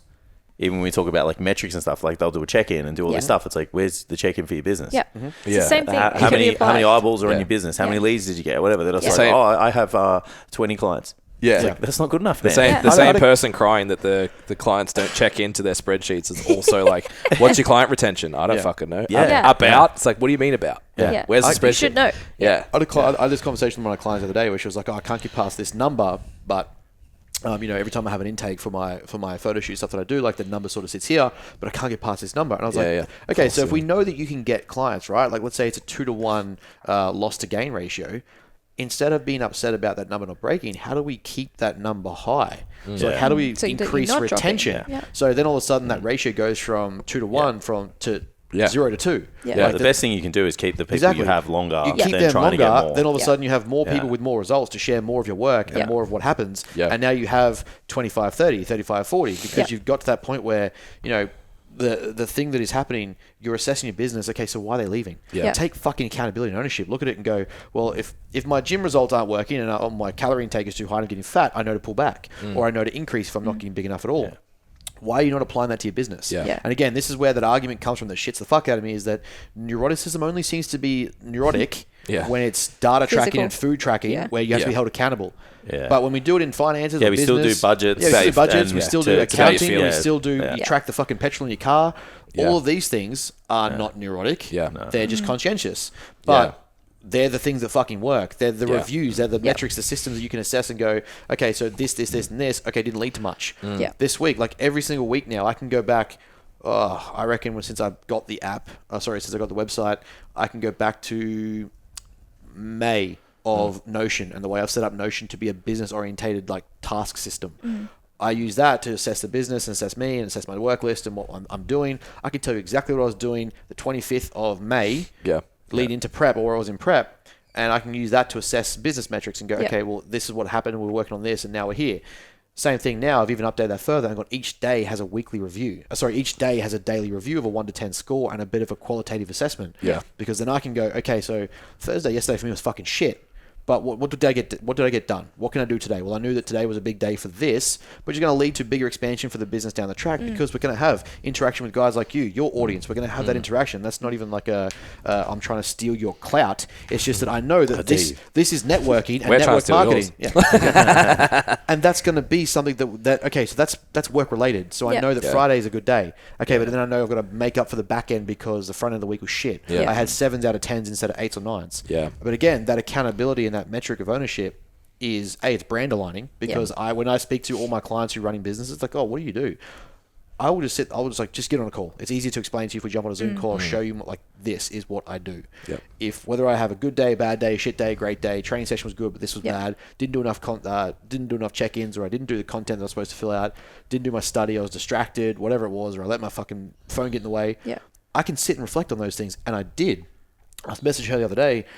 I was recognizing that I was being too distracted and I was being too easily caught up in, I was having a laugh, shit stirring on Facebook rants. But at the same time, that wasn't productive to business. Yeah, it's taking it was away. me stamping an authority in conversations, and I get a little kick out of I'll start the argument and then walk away. I just leave. Yeah. I don't have any interest in continuing this Gets conversation. mega upset You when people fucking don't troll. get triggered. But see, the thing is, I just get right the first time, so I don't have to debate. It's not a debate if I've already won.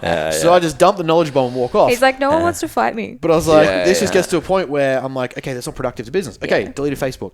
Okay, I'm getting caught up playing games on my phone. I'm on the toilet. Deleted games on my phone. Yeah.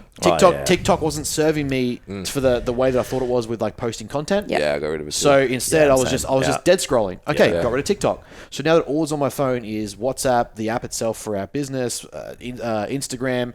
And most of the time, I'll put that in do not disturb. I'll put myself away from it. I'll leave it in a different room to my office, unless I'm doing stories and talking to the video, something like that, or recording content in the office. So all those things were accountability metrics that I was like, okay, I noticed where I was getting 6s and 7s. Yeah. These were constant things happening, and my days weren't quite productive. They weren't good. Yeah. And I like my days to be fucking good. I know where my number is, where I'm like, okay, this is too many tasks. How do I back this off? Yeah.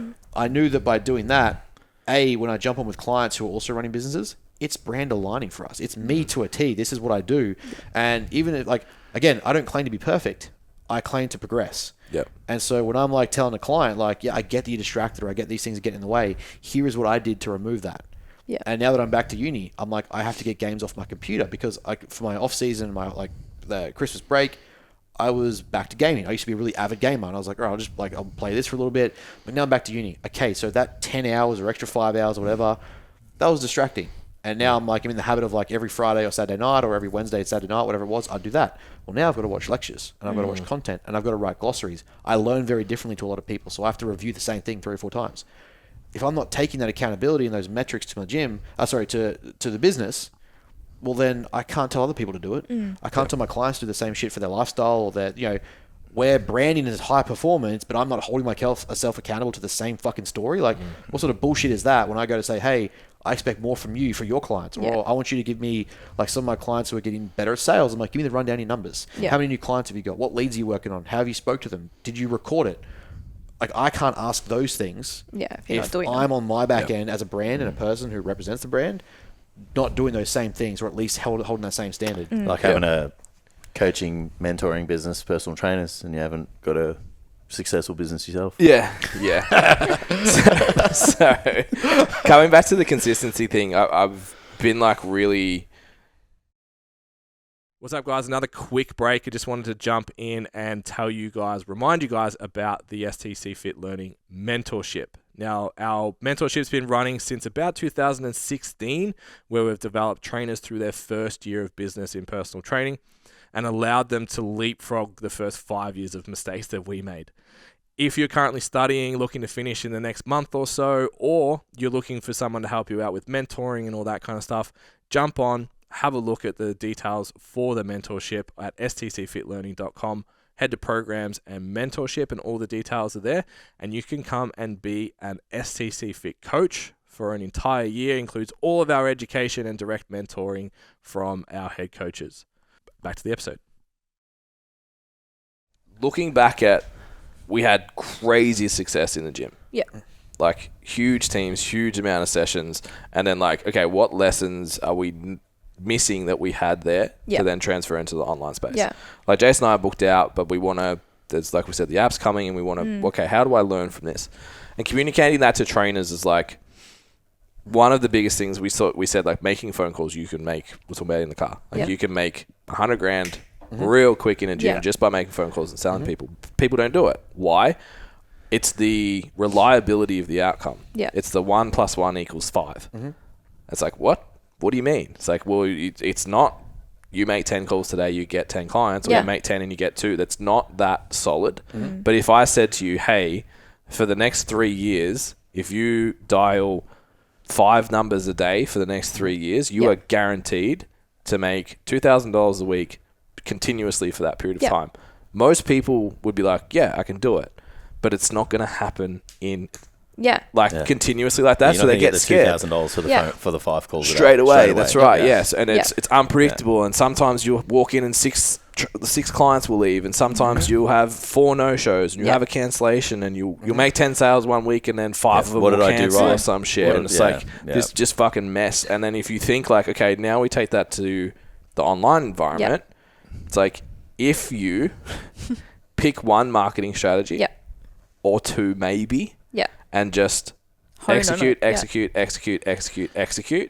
it'll work. Yeah. The problem is we go, Hormozy style reels are the thing. Yeah. I did 3 of them, didn't work. Okay, now I need to do TikTok style dances. That didn't work. Now I need to do a free program. That didn't work. Now I need to build a website. That didn't work. Now I need to do 3 episodes of a podcast. That didn't work. Yeah. It's like just fucking all over the place. One. Yeah. Yeah. Like we talk about this all the time. So we'll do 100 episodes of the podcast. Yeah. If it doesn't work, we're done. Yeah.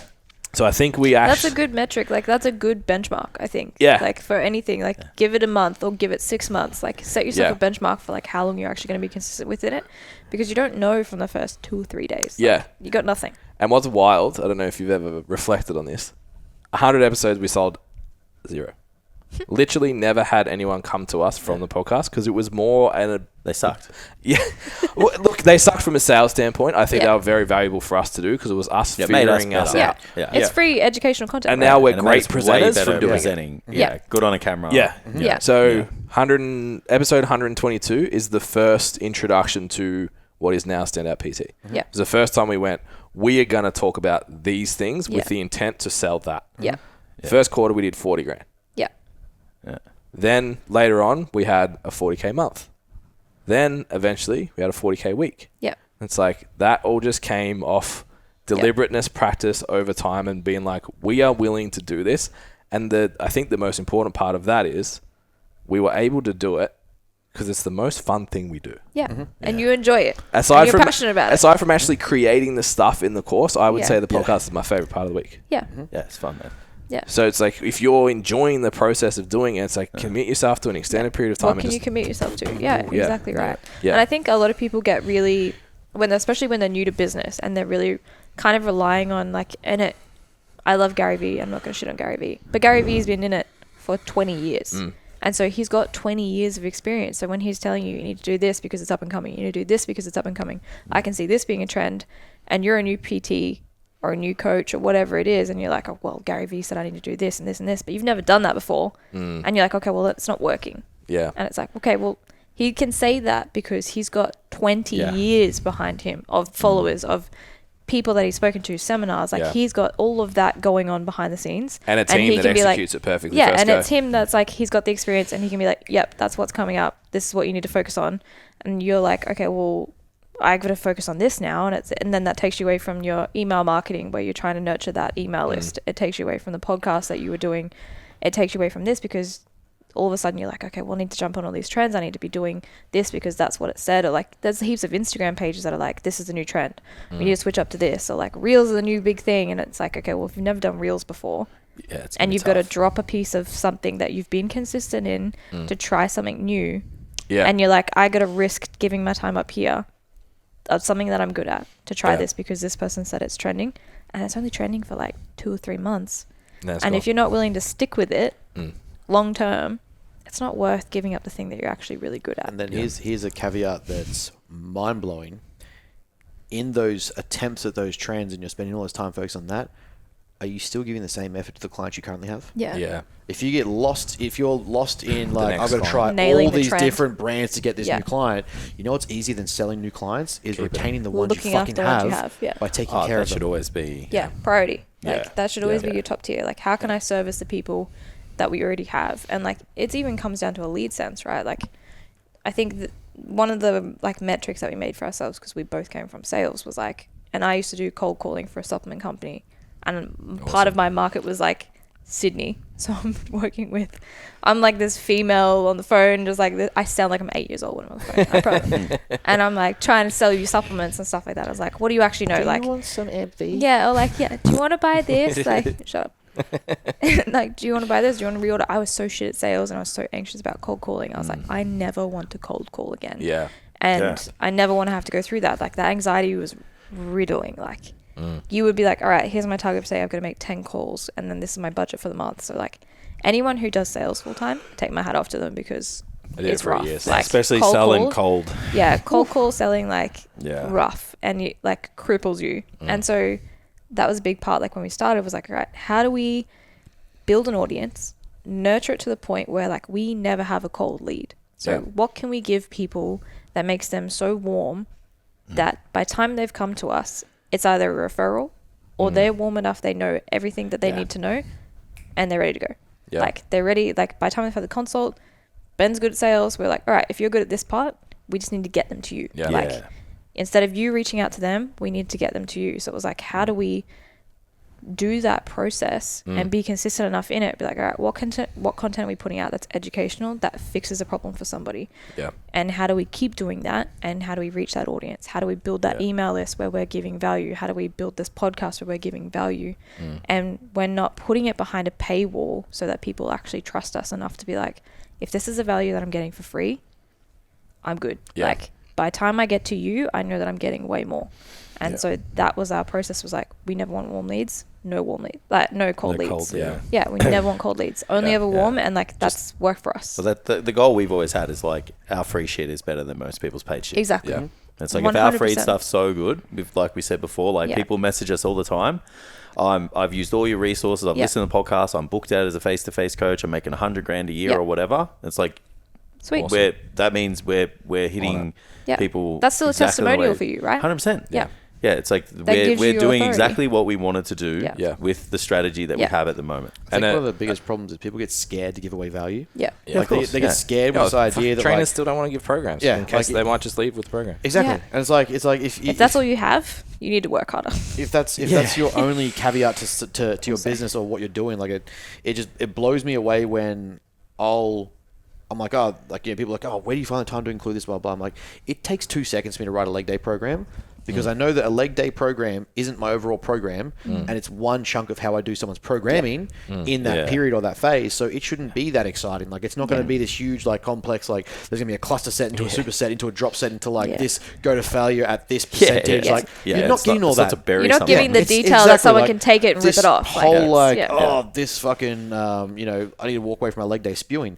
If I've programmed for you properly, you should already be walking away from leg day fucked. Like, you should be like, literally, I wear that shirt for a reason. Your leg day doesn't need to be like 20 different supercluster intensifier sets. Yeah. It just needs to be. That's not, like we said before, that's not where the value is. Not at all. But it shows an insight into what you're you capable guys... of. Exactly. And then from that, we look at the sleep module that we made, and then I looked at the way people discuss sleep hygiene. I was like, this is fucking shit. Yep. I'm so sick of this grind hustle mentality people have where it's like, I need to only sleep 4 hours because sleep when your enemy's dead and blah, blah, blah. Like, fucking cool, bro. We're in coaching and fucking bodybuilding and training and performance. Recovery matters. If you're going to use that as a metric to say, like, your coach, like, my coach is a hero for that, I was like, this is dumb. The way everyone's getting this wrong.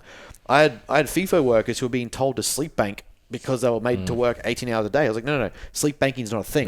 We know for a fact that it does not accumulate in this manner. And so if this is what's being taught at fucking mine sites with FIFO tradings that we're getting. What's sleep banking? What is that? So it means you're catching up. There's this assumption like they're teaching. You'll catch it up when they're off cycle. So if you do roster. Exactly. So you do 6 hours. It's creating jet lag, bro. Yeah. If you do 6 hours of sleep, or you do 5 hours of sleep because you work 17 hours in the day, it's fine because on the weekend you might do a 10-hour sleep. No.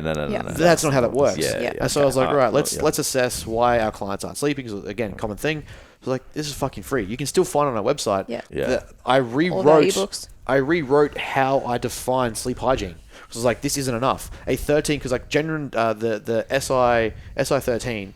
Or the sleep hygiene index 13 is just 13 questions, and they use that to define like, oh, your sleep hygiene sucks. That's not fucking enough. Like, that is nowhere near enough questions to figure out. I broke it down into 6 domains and then had like 20 questions to each domain and was like, okay, take 15 minutes of your life to fill this in. You get 2 fucking, I think the smallest, the 2 lowest performing regions you have of your domains. I think it was like nutrition, like pre-bedtime nutrition, pre-bedtime activities. Routine. Your sleep environment, as in like your bedroom or where you sleep, your morning routine, daytime stimulants, maybe, and then another one. I can't remember exactly how I worded them. But basically it was like 6 domains. Of that, you can get 2 of the lowest performing domains that you have will send you solutions and answers to how to improve that straight away. You finish the quiz and it's done. So it's like it's a 100-question quiz. That's a lot. But right now you suck at these 2 domains. Like, you're having caffeine close to bed, you're drinking beer close to bed, you're doing like stimulating. It identifies a problem and gives a solution. Literally gives solves people a solution and straight away. That you can implement straight and away. I don't even want your money for it. Like, I don't even want you to go, I want to sign up for this. It's because it's, to me, that's such a crucial but simple concept to have good sleep that it just should be known. So and it also leads into why you made it in the first place, which is to help somebody and give you an insight into what you do. So like, just bringing it back to people that are going to be watching, it's like, when you make something, like we talk about all the time, when you post something, when you make something, whatever, it's like there has to be a reason, a benefit to the person on the other side of it.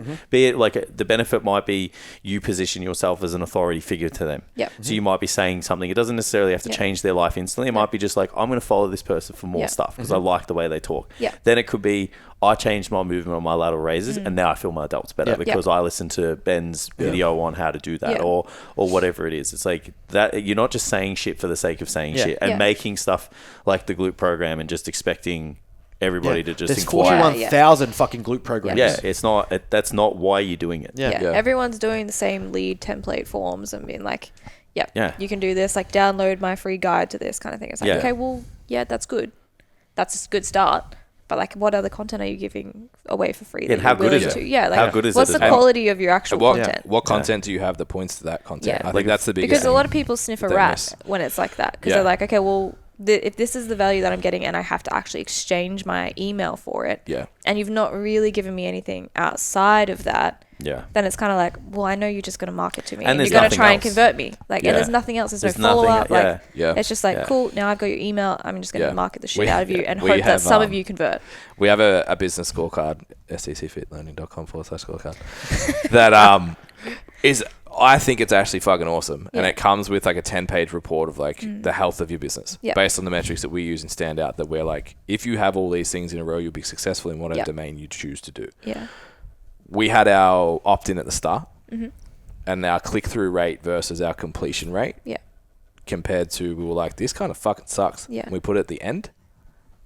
Like, flipped it. Fucking 10x. Because it was like you haven't given me yet anything. Like you're asking me for my information. You've not given me anything. This could be. And they go through like a couple of questions, and it wasn't enough. But it's like once they got to the end, they're just like, holy shit, I need this. This is the value. Yeah. And we in the past have used it. It's like our pre-consult form, because it's like, well, these are all the outcomes you're going to get if you do Standout PT. Exactly. Which is why we use it as lead magnet. But it's like, they would go through that and then come onto the call and then be like, so if we brought your score in this from 57% to 100%, would you have the business you want? Like 100%. Like, okay. Yeah, exactly. Let's go. So it's like you said, it's providing the value first. It gets the outcome before you like, give me the thing. Yeah. It's like, no. You haven't earned the thing yet. And then on top of that, it's like, let's do a podcast on the entire thing. Yeah. And give you more and more value and unpack it more. And then there's links that you can go learn more stuff. And I'm still not asking you for money. Yeah, exactly. Honestly, you can go again with the consults to close thing. It's like, you can go and do that resource and build a business. And still have value from it. If what you're actually selling has enough value in it that you can talk about it, break it down, make content for it. Yeah. And it's still not giving away the entire thing. Yeah. Then that's something. Like, that's the biggest thing that you can give someone. So we can go about this for ages, but it's getting pretty long. Yeah. Personal trainers that are out there right now that are chasing trends, stressed.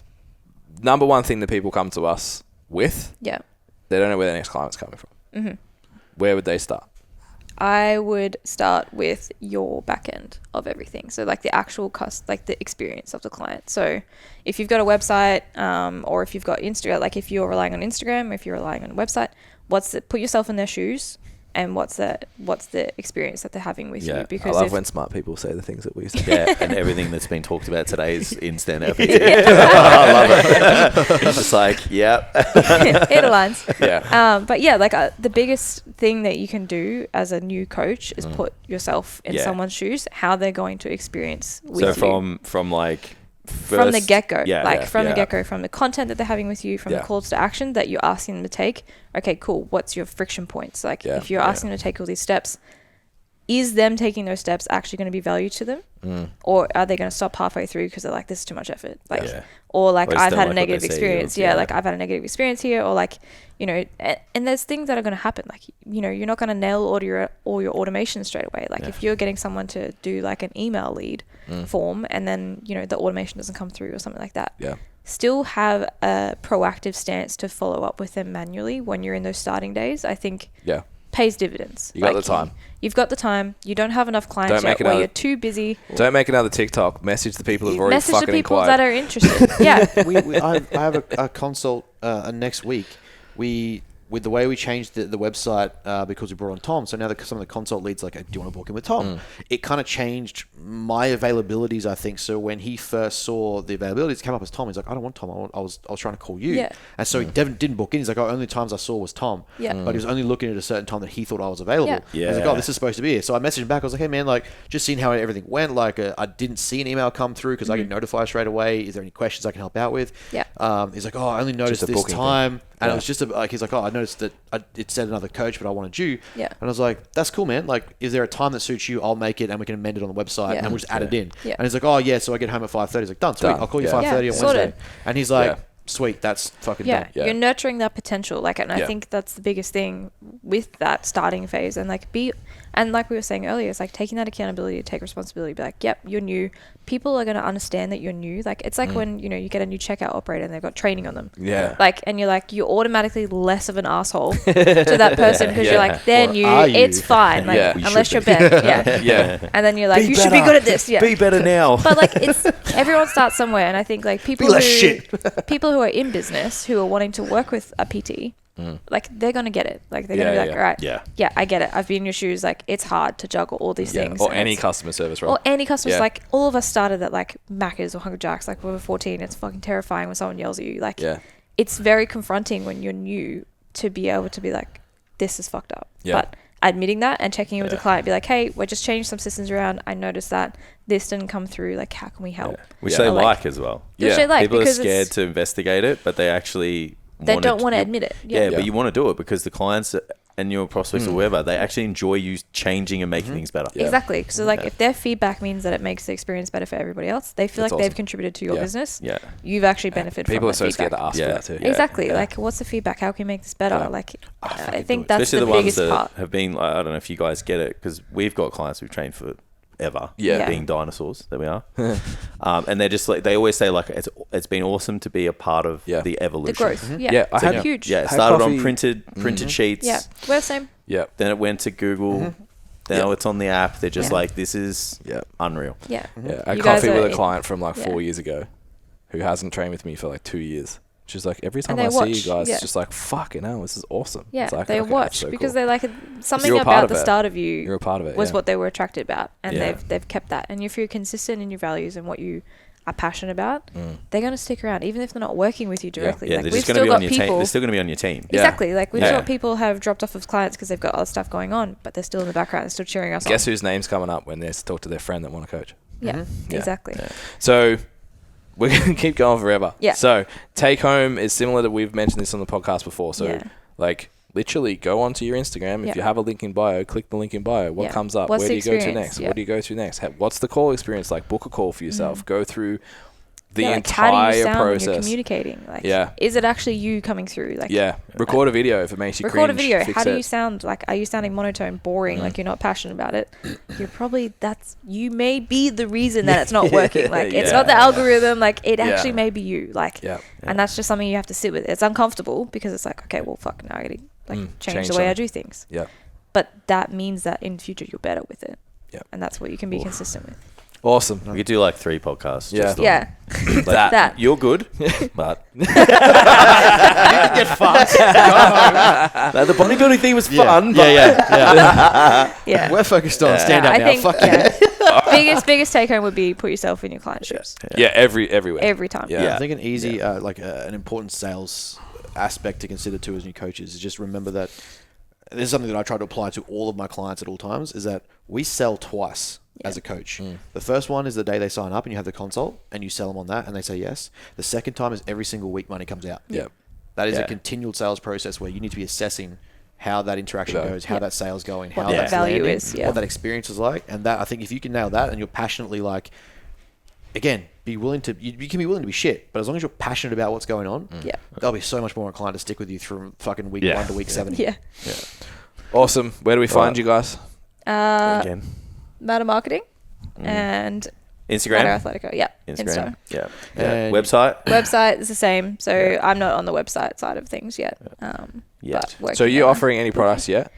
Yes, I do. I've worked with, actually worked with, I don't know if he wants me to say it, Tom Ross, who's working Oh, with yeah, us. I have So seen that, yeah. yeah. So we did a big SEO chunk with him. So working on organic traffic for his website. Shout so, out to Tom.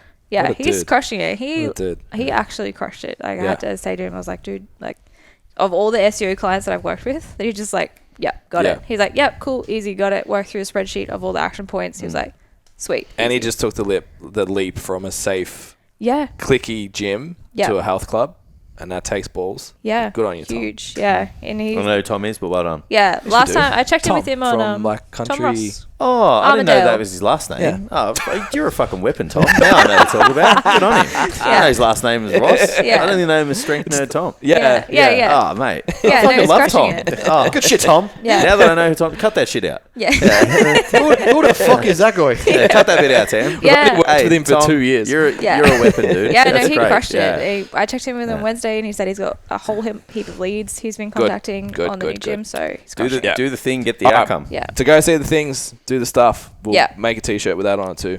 Yeah. All right. Thank you All right, guys. thank you. Tam's like, shut up. Stop that. Bye. All right, bye.